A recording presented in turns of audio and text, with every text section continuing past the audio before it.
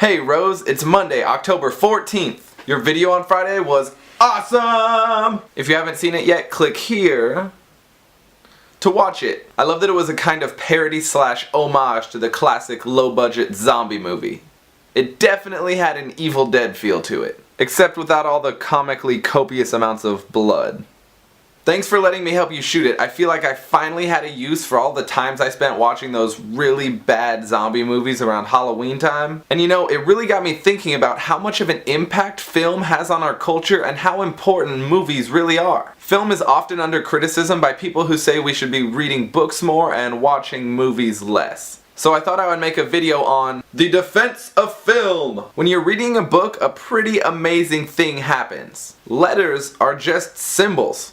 Think about it. They're just lines and shapes. And together they make words which are just symbols for things that we understand in our minds. So when you read a story, this forces you to create everything by yourself in your head. It's an awesome exercise of your mental capabilities, and to me, it's truly amazing. Film often gets looked down upon because a lot of that mental creation is taken away, as many elements of the story are just presented to you. While this may be true, it's also important for us to look at the things that film has going for it. For example, because much of the work has already been done for your brain, this could free up thinking time to spend on thinking more critically about the story itself. Also, how in a book you could spend pages and pages describing a specific scene or facial expression of a character, but you will never get the level of detail of just letting the audience see it for themselves. Another aspect of film that I love is that film is like a collection of a bunch of different arts working together into one larger art piece. Think about all the different artistic elements. You have theater, which is present in the role of all the actors in the film, and you also have elements of photography, things like lighting and successfully capturing a visual idea in a shot.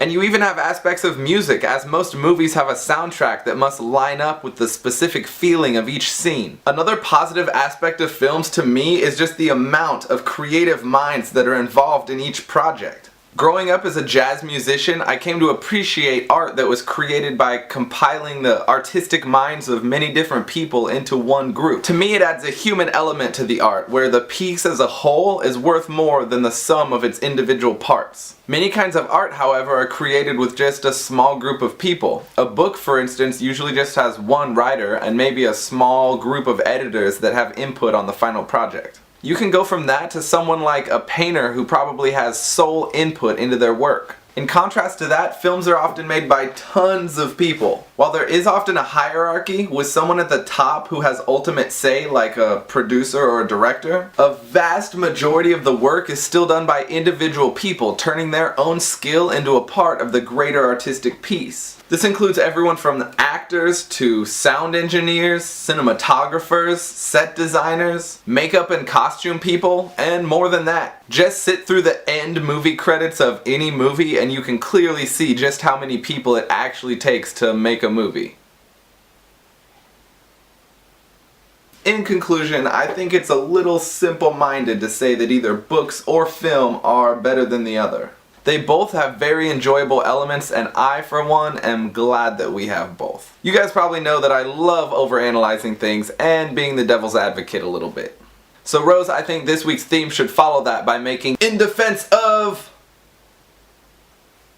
videos. So for Wednesday, pick something that you think maybe deserves a little bit more recognition and defend it. Everyone leave your comments on books and movies in the comment section below, and hopefully we can continue the discussion there. And Rose, I'll see you on Wednesday.